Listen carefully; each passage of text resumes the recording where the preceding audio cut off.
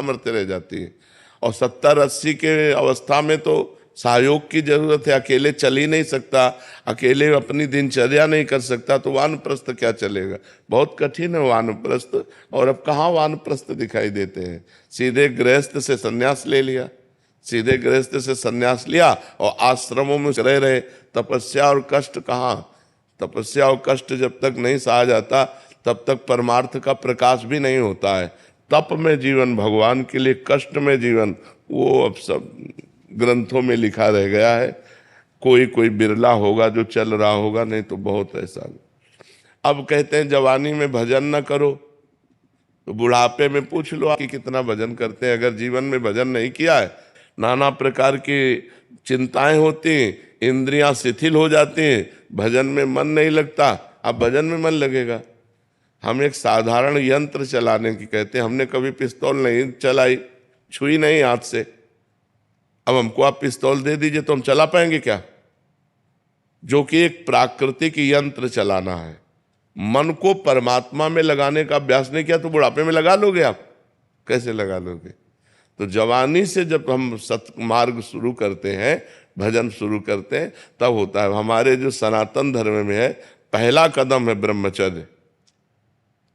फिर चाहे तुम सन्यास की तरफ जाओ, चाहे गृहस्थी की तरफ जाओ, पहला कदम ब्रह्मचर्य। कौन चल रहा है ब्रह्मचर्य से? 13-13, 14-14 वर्ष के बच्चे बच्चियां अपने धर्म से भ्रष्ट हो रहे हैं। जिनको मतलब अभी बच्चा कहा गया है, वो धर्म से भ्रष्ट हो रहे हैं। हमारे सामने कितने ऐसे बच्चे आए जो 13 वर्ष के, हमके तो आश्चर्य हुआ कि ये तो तुम्हारी खेलने की अवस्था है, तुमको ऐसा ज्ञान कैसे? तो मोबाइल है, मोबाइल से सब ज्ञान हो रहा है। तो गंदे आचरणों में प्रवृत्ति 13-14 वर्ष के बच्चों की हो रही है, तो ब्रह्मचर्य कब रहेंगे? ब्रह्मचर्य, और जब ब्रह्मचर्य नहीं, तो जब प्रथम ही सीढ़ी नहीं, तो परमार्थ की चढ़ाई कौन चढ़ सकता है? फिर तो सब केवल बकवास बकवास रह जाता है।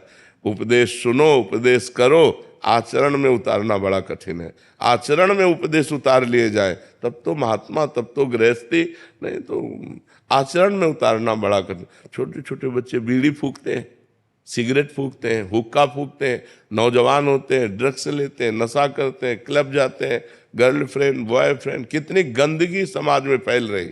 आप देखो कितनी गंदापन फैल रहा है, इतना गंदापन फैल रहा है कि आज एक गृहस्थ चैन से नहीं है। जी, आपने बोला अभी कि पुरुष अपनी पत्नी को पुत्र के साथ छोड़ते रहे, तो क्या वानप्रस्थ आश्रम सिर्फ पुरुषों के लिए बनाया गया था? अगर स्त्री पत्नी अपने पुत्र प्रेम त्याग कर सके, क्योंकि बहुत कठिन मार्ग है ना,